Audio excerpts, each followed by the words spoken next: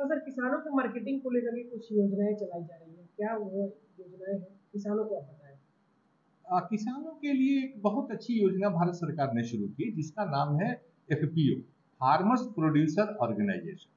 और एफपीओ का मतलब है कि किसान अपने जो पैदा कर रहे हैं जो भी चीज, उसको रॉ के रूप में मतलब कच्चा माल के रूप में भी बेच सकते हैं और उसमें वैल्यू एडिशन करके उसका प्रोसेसिंग करके भी बेच सकते हैं। लेकिन अब क्या है कि किसान अकेले सारा कुछ नहीं कर सकता है, तो भारत सरकार ने पूरे देश में 10,000 एफपीओ बनाने की योजना बनाई। और उसके लिए उन्होंने कई एजेंसीज जिसको कि सीबीबीओ कहा जाता है उसको उन्होंने बहाल किया है। और उनको फंड भी दिया गया है कि आप किसानों को जागृत करें और किसानों का समूह बनाएं। और समूह कैसा होगा, उसमें दो तीन मुख्य रूप से घटक होंगे। जैसे कहीं पर दूध के आधार पर वो समूह बनेगा, कहीं पर वो समूह हमारा दलहन वाला होगा, कहीं पर वो हमारा समूह तेलहन का होगा। और तेलहन का होगा या दलहन का होगा तो केवल चना नहीं बिकेगा, मसूर नहीं बिकेगी बिक्री, बल्कि मसूर की दाल बिकेगी। चना बिकेगा तो चना का दाल ही नहीं बिकेगा, उसका बेसन भी बिकेगा। हो सकता है कालांतर में उसके कुछ पकवान मिठाइयां वगैरह भी बने डिब्बा बंद, है ना। जैसे हल्दीराम की आते हैं बहुत सारी मिठाइयां बेसन की बनी हुई, तो वो यहाँ के हमारे किसान भी उस चीजों को बना सकते हैं। तो ये जो एफपीओ है इसका अवधारणा, मूल अवधारणा यही है कि एक कंपनी बनेगी जिसके कि पूरे के पूरे ओनरशिप मालिक जो होंगे वो किसान होंगे, उसमें बाहर का कोई आदमी नहीं होगा। और ये कोऑपरेटिव जो होता है कोऑपरेटिव से हट करके होगा। इसके बोर्ड ऑफ डायरेक्टर होंगे वो भी किसान ही होंगे। इसमें केवल बाहर से आपको एक सीईओ की बहाली करनी होगी जो कि मैनेजमेंट से संबंधित व्यक्ति होगा, एक्सपर्ट होगा।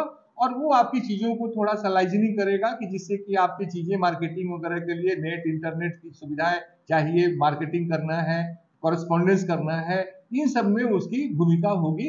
बाकी जो है मालिकाना हक पूरा का पूरा किसानों को होगा।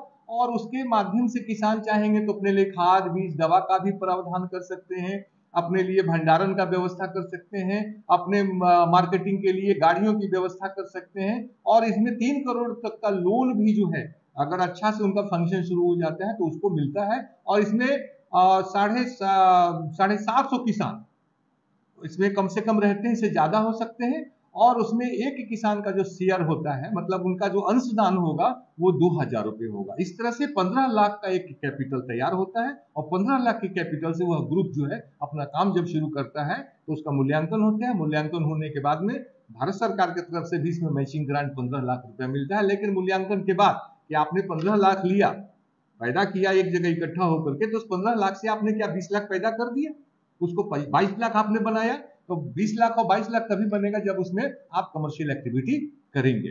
तो आपकी एक्टिविटी के आधार पर मूल्यांकन होता है जिसमें कि कृषि विज्ञान केंद्र रहता है, नाबार्ड रहता है, अन्य भी कई संस्थाएं हैं और वो मूल्यांकन करती हैं और उसके बाद में आपको इस तरह के सहयोग भी मिलते हैं। भोजपुर जिले में कितने ऐसे केंद्र बनाए जाने का लक्ष्य रखा गया है। भोजपुर में अभी जो लक्ष्य हमारे पास है वो कम से कम 15 से 20 को बनाना है।